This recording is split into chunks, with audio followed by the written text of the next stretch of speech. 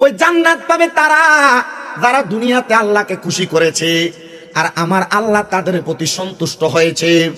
আল্লাহ তারা কারা, তাদের পরিচয় কি? আমার আল্লাহ বলে, বান্দা যালিকা লিমান খাশিয়া রাব্বা, যারা আমি আল্লাহকে সবচাইতে বেশি ভয় করে তারাই ওই জান্নাতের মধ্যে থাকবে। আল্লাহ বুঝতে পারলাম কারা ওই জান্নাতের মধ্যে থাকবে, তাদের পরিচয় আপনি আমাদেরকে দেন না। আল্লাহর খাস বুজুর্গ বান্দা তিনি ডাক দিয়ে কয়, জগতের মানুষ, আমি আমার এলাকার যত মানুষ গরিব আছে, এলাকার যত মানুষ দুস্থ আছে, যারা টাকা নাই পয়সা নাই খাবার খাইতে পারে না, আমি প্রত্যেক দিন সকাল হইলে, প্রত্যেক দিন সন্ধ্যা হইলে প্রত্যেক বাড়ি বাড়ি ঘুরে ঘুরে বেড়াই।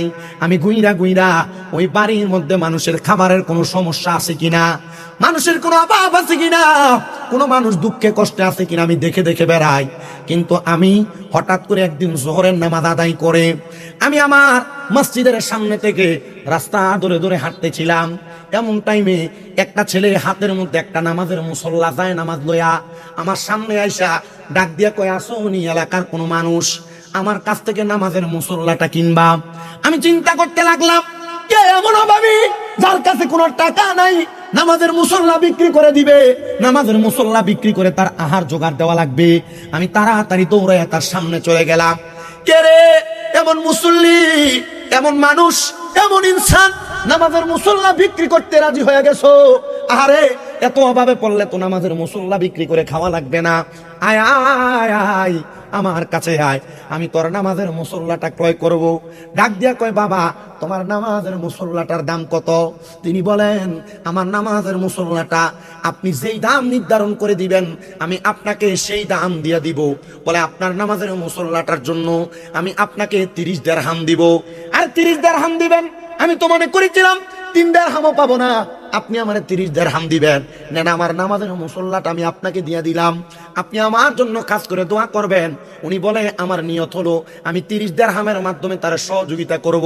অনেক গরিব মানুষ ব্যবসা করে, তার 5 টাকার জিনিসটা 10 টাকা দিয়ে কিনলে গুনাহ হবে না, তার 2 টাকার জিনিসটা 4 টাকা দিয়ে কিনলে গুনাহ হবে না।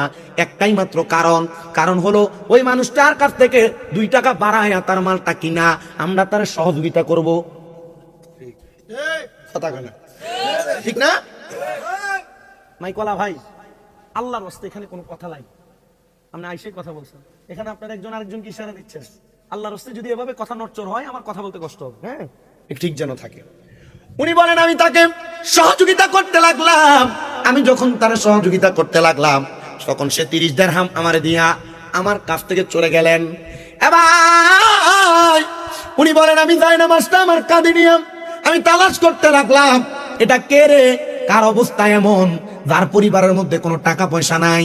পেছন থেকে একজন ডাক দিয়া কয়, হুজুর তার কাছ থেকে যে আপনি জানাজার নামাজটা কিনে নিলেন সে তো দুনিয়ার কোনো সাধারণ মানুষ না, তার পরিচয় হলো সে একজন নেশাখোর, সে মদ পান করে, তার ঘরের এমন কোনো মাল সামান নাই সে ঘরে রাখছে।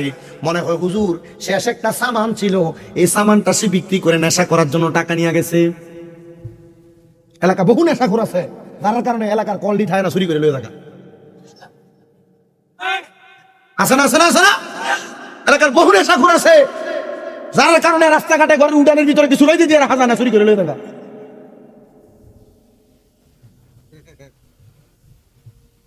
কিন্তু আসেনি, হ্যাঁ মুরব্বী আছে, ওয়াজও কমন।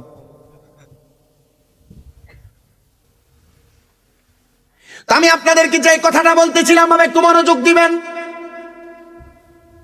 হুজুরকে ডাক দিয়ে বলে, হুজুর সে একজন নেশাখোর মানুষ, সে আপনার কাছে এই টাকাটা দিয়ে নিয়া সে নেশা দ্রব্য কিনা সে আহার করবে। হুজুর বলে, এটা কি বলেন? তাহলে আমি তার নেশার কাজে সহযোগিতা করার কারণে আমিও আসামি। আল্লাহর নবী বলেন, 3 সময় 3টা ব্যক্তির ঈমান থাকে না। 1 নাম্বার, কোনো মানুষ যখন নেশা করে, নেশা করার সময় তার ঈমান থাকে না। 2 নাম্বার, কোন চোর যখন চুরি করে, চুরি করার সময় তার ঈমান থাকে না। 3 নাম্বার, কোন জিনাখোর যখন জেনা করে, জেনা করার সময় তার ঈমান থাকে না। যতক্ষণ পর্যন্ত এই 3 প্রকারের ব্যক্তি কালেমা না পড়ে ততক্ষণ পর্যন্ত তার ঈমান ফিরে আসে না। এ মুসলমান, এ নবীর উম্মত, একটু অন্তরের কানটা লাগে শুনো। উনি বলেন, কোন এমন ঘর? আমি তালাশ করতে করতে পুরো এলাকার ঘরের দরজায় গেলাম, কেউ আমার তার কথার জবাব দেয় না। হঠাৎ সর্বশেষ আমি একটা ঘরের দরজার সামনে গেলাম, যে সালাম দিলাম, আসসালামু আলাইকুম ওয়া রাহমাতুল্লাহ। আমার সালামের জবাব দিলেন একজন মহিলা।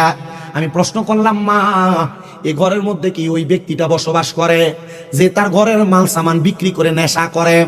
মাটা চোখের পানিটা ফালা কান্দে আর ডাক দিয়া কয়, এ হুজুর, আপনি আমার মনের কষ্টটা বুঝছেন। আপনি কে গো আমার ঘরের দরজায় চলে আসলেন? আমার ঘরের দরজার মধ্যে আসার কারণে আমি আপনার কাছে আমার মনের কষ্টটা বলতে পারবো। হুজুর, আমার সন্তান আমার ঘরের একটা মালও বাদ রাখে নাই, সবগুলা মাল বিক্রি করে করে আমার সন্তান নেশা করে ফেলছে। আমার স্বামী আমাকে বিবাহ করার সময় আমার কাবিন হিসেবে, আমার দেনমোহর হিসেবে আমার স্বামী আমার 3টা উপহার দিছে। কয়টা? আমার 3টা উপহার দিতে। 1 নাম্বার, আমার স্বামী তার নিজেকে আমি স্ত্রীর কাছে উপহার হিসেবে দিয়েছে। 2 নাম্বার উপহার হিসেবে আমার স্বামী আল্লাহ তাআলার একটা কোরআন শরীফ আমার হাদিয়া দিছে। 3 নাম্বার উপহার হিসেবে আমার স্বামী আমার একটা নামাজের মুসল্লা উপহার দিছে। আর বর্তমান সমাজে অনেক মানুষ আছে যারা দুনিয়ার জমিনের মধ্যে সন্তানের বিবাহ করাইতে যাবে অথবা মাইয়া বিয়া দিবে, বিবাহের মোহরানা 10 লাখ না হইলে, 5 লাখ না হইলে পোলা মাইয়া বিয়া করাইতে চায় না। কথা কোন এমন আছে না নাই? এই সন্তানের মা বাবারা, আপনাদের সবার কাছে আমি আবদার করি, আপনারা যারা উচ্চ মোহরানা নির্ধারণ করেন, এটার কারণে বিবাহ কঠিন করে ফেলতেছেন।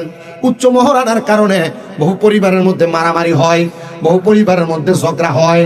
আবার অনেক সন্তানের বাবারা বেশি টাকা যৌতুকের আশায় তার ছেলের বউয়ের সাথে অত্যাচার অনাচার করে করে বেড়ায়। শুধু তাই না রে মুসলমানেরা, অনেক বাবারা তাদের সন্তান প্রাপ্তবয়স্ক হওয়ার পরেও ওই সন্তানকে বিবাহ দিতে চায় না। কারণ কি? সন্তানের বাবা চিন্তা করে, আমার সন্তান এখন ইনকাম করে না, আমার সন্তান এখনো কামাই রুজি করে না, আমার সন্তানকে আমি কেন বিবাহ দিব? সন্তান নিজের পায়ে দাঁড়ানোর পরে তারপর আমি আমার সন্তানকে বিবাহ দিব। না না না, এ মুরব্বী সমাজ, এ যুব সমাজ, এ পর্দার অন্তরালের মা বোনেরা, আপনাদের পরিবারের কোনো সন্তান যদি প্রাপ্তবয়স্ক হয়, যদি দেখেন এই সন্তানটা মোরগ ডিম পাড়ার সময় বাচ্চা দেওয়ার জন্য মোরগ যেমন ভাবে উমরা কাটে বলে উমরা, এমন ভাবে সন্তানটা ছটফট করে, অন্য এলাকার কন্যাদের সাথে মেয়েদের সাথে অবৈধ সম্পর্কে লিপ্ত হয়ে যায়, মোবাইলের মাধ্যমে, ফেসবুক, সোশ্যাল মিডিয়ার মাধ্যমে একটা যুবক যুবতীর প্রেমের সম্পর্ক হয়ে যায়। কোনো বাবা মা তার সন্তান প্রাপ্তবয়স্ক হওয়ার পরে যদি তার সন্তানকে বিবাহ না দেয়, আর তার সন্তান যদি কোনো জেনা করে, তার সন্তান যদি কোনো অন্য কন্যার সাথে প্রেমের সম্পর্ক লাগায়, মনে রাখতে হবে ওই সন্তান তার যৌবনের তাড়নায় যত গুনার কাম করবে, ওই গুনার বদ গুনাগুলা তার মা বাবার আমলনামার মধ্যে দেওয়া হবে। এই জন্য আপনার সন্তান যদি প্রাপ্তবয়স্ক হয়, আপনারা আপনাদের সন্তানদেরকে বিবাহ করা দিবেন। আর আপনাদের সন্তান যদি কন্যা সন্তান হয়, বিবাহ করানোর সময় মোহরানাটা একটু কমায়া ধরবেন। মোহরানা যদি কমায়া ধরতে পারেন তাহলে তার পারিবারিক শান্তি আসবে। কিন্তু না না না, মা বাবার ইচ্ছা হলো মায়াটার বিয়ে দেওয়ার পরে যদি কোনো রকম সারাসারি হয়ে যায়, তাহলে এই মোহরানাটা দিয়ে মায়াটা তার ভবিষ্যৎ গড়তে পারবো। আপনার নিয়তের মধ্যে গলত নিয়ত যদি আপনার পাশে থাকে, তাহলে আপনি কোনোদিন আপনার কন্যা সন্তানের সংসারে শান্তি ফিরে আনতে পারবেন না। মুসলমান ইমানদার, আমি আপনাদেরকে যে ওয়াজের মধ্যে রাখছিলাম, ওই ওয়াজটা হলো জিনা যে করে, নেশা যে করে, চুরি যে করে, এই 3 প্রকারের মানুষের ঈমান থাকে না যতক্ষণ না তারা ঈমান আনয়ন করে। এ নবীর উম্মতের দল, আল্লাহর ডাক দেয়া কয়, মা আপনার স্বামী বুঝি আপনার 3টা জিনিস উপহার দিছে। 1 নাম্বার, স্বামী আপনার কাছে নিজেকে বিলিয়া দিছে। 2 নাম্বার, আপনার স্বামী আপনার একটা কোরআন শরীফ দিছে। 3 নাম্বার, আপনার স্বামী আপনার একটা নামাজের মুসল্লা দিছে। মহিলা কই, হুজুর আমি যোহরের নামাজ আদায় করার জন্য ঘরে প্রবেশ করেছি, আইসা দেখি গো আমার সন্তান আমার নামাজের মুসল্লাটা কোথায় যেন নিয়ে গেছে। আমার স্বামী ইন্তেকাল করেছে, আমার শেষ সম্বল কোনো কিছু নাই, শুধু নামাজের মুসল্লাটা এবং কোরআন শরীফটা আমার কাছে আছে। হুজুর আপনি একটু দোয়া করেন না, আমার সন্তান যেন নামাজের মুসল্লাটা না বিক্রি কইরা আমার কাছে ফিরে দেয়। হুজুর সাথে সাথে নামাজের মুসল্লাটা ওই মহিলাটার ঘরের আড়ালের মধ্যে প্রদান করলেন। মা দেখেন তো, এটাই নাকি আপনার নামাজের মুসল্লা? মহিলা ডাক দিয়া কই, হুজুর গো এটাই আমার নামাজের মুসল্লা। মহিলা ডাক দিয়া কই, হুজুর আমার সন্তান যে নেশা করে, আমার কাছে বড় ভয় লাগে, আমার কাছে বড় ডর লাগে, না জানি এই সন্তানের কারণে আমি বাপ মাও জান্নাহার জাহান্নামে জ্বলার আগে। মনে রাখতে হবে, এ 5 কিত্তা কামালকান্দি, মুরাদনগর, আশেপাশে এলাকা থানার ভাই বাবারা, আপনারা এমন একটা সন্তান দুনিয়াতে জন্ম দিয়া এমন ভাবে তৈরি করে যাবেন যেন আপনার সন্তানের কারণে আপনি কবরের মধ্যে শান্তিতে থাকেন। মনে রাখতে হবে, সন্তানের অপকর্মের কারণে মা বাবা কবরের আযাবের শিকার হয়। সন্তানের অপকর্মের কারণে মা বাবা কবরে আযাবের শিকার হয়। আবার কোন সন্তানের নেক আমলের কারণে তার মা বাবা কবরে নাজাত প্রাপ্ত হয়। আজকে যারাই মাহফিল সাজাইছেন, টাকা দিছেন, প্যান্ডেল দিছেন, মাইক দিছেন, টাকা পয়সা দিয়ে সহযোগিতা করছেন, আজকে আপনাদের মা বাবা কবরে বড় প্রশান্তি অনুভব করছে যে আমার সন্তান আমাদেরকে কবরে ভালো রাখার জন্য একটা বেহেশতের বাগান সাজাইছে।